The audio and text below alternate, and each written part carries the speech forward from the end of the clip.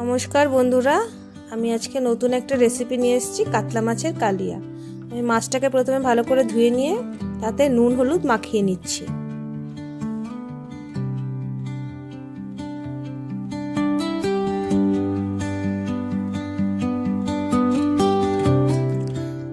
এখানে আমি নিয়ে নিচ্ছি কিছুটা রসুনের কোয়া, একটা টমেটো, দুটো পেঁয়াজ, একটু আদার টুকরো, কয়েকটা কাঁচা লঙ্কা আর একটু ধনে পাতা।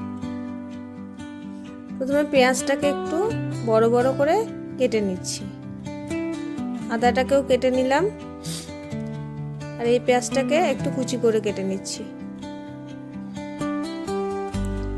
এবার টমেটোটাকেও ছোট ছোট করে কেটে নিচ্ছি,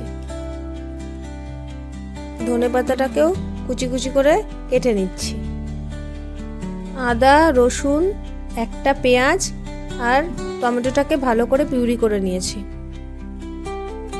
একটা বাটিতে অল্প জল দিয়ে 1 চামচ হলুদ গুঁড়ো, 1 চামচ জিরে গুঁড়ো, 1 চামচ ধনে গুঁড়ো আর 1 চা চামচ কাশ্মীরি লঙ্কার গুঁড়ো দিয়ে ওটাকে মিলিয়ে রাখছি।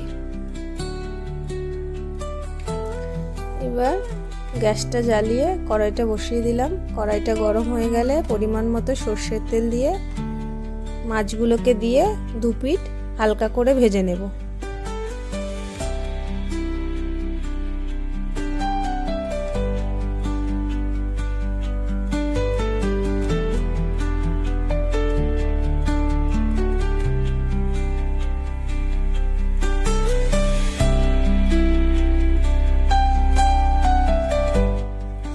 মাছ ভাজা হয়ে গেছে। বা কড়াইতে আমি কালো জিরে, 2টো তেজপাতা, 2টো শুকনো লঙ্কা ফোড়ন দিয়ে কুচনো পেঁয়াজগুলো দিয়ে নেড়ে নিচ্ছি। পেঁয়াজটা একটু লাল লাল করে ভেজে নিচ্ছি। পেঁয়াজটা লাল লাল করে ভাজা হয়ে গেলে বেটে রাখা আদা রসুন পেঁয়াজের পেস্টটা দিয়ে নাড়িয়ে নিচ্ছি। আমি এখন দিয়ে দিচ্ছি পরিমাণ মতো নুন, অল্প গোলমরিচের গুঁড়ো দিয়ে নেড়ে যে মশলাটা ভিজিয়ে রেখেছিলাম সেটা দিয়ে আমি নেড়ে নিচ্ছি। এবার ভালো করে মশলাটাকে কষিয়ে নিচ্ছি। মশলাটাকে ভালো করে কষিয়ে নিয়ে তার থেকে তেল বেরিয়ে আসলে আগে থেকে ফেটিয়ে রাখা 2 চামচ টক দই দিয়ে ভালো করে নাড়িয়ে নেব।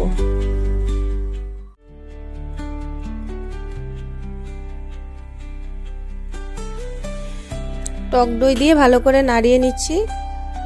এবার গরম মশলার গুঁড়ো অল্প করে আর অল্প করে চিনি দিয়ে ভালো করে নাড়িয়ে নেব। মশলাটা কষে গেছে। আমি এখন উষ্ণ 1 বাটি পরিমাণ গরম জল দিয়ে ভালো করে নেড়ে ঢেকে দিচ্ছি।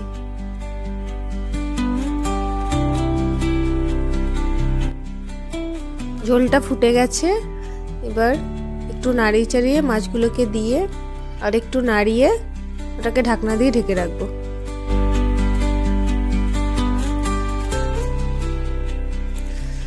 মাছের ঝোলটা হয়ে এসছে। একটু নাড়িয়ে নিয়ে ওপর থেকে কাঁচা লঙ্কা আর ধনেপাতা ছড়িয়ে গ্যাসটা অফ করে দেব।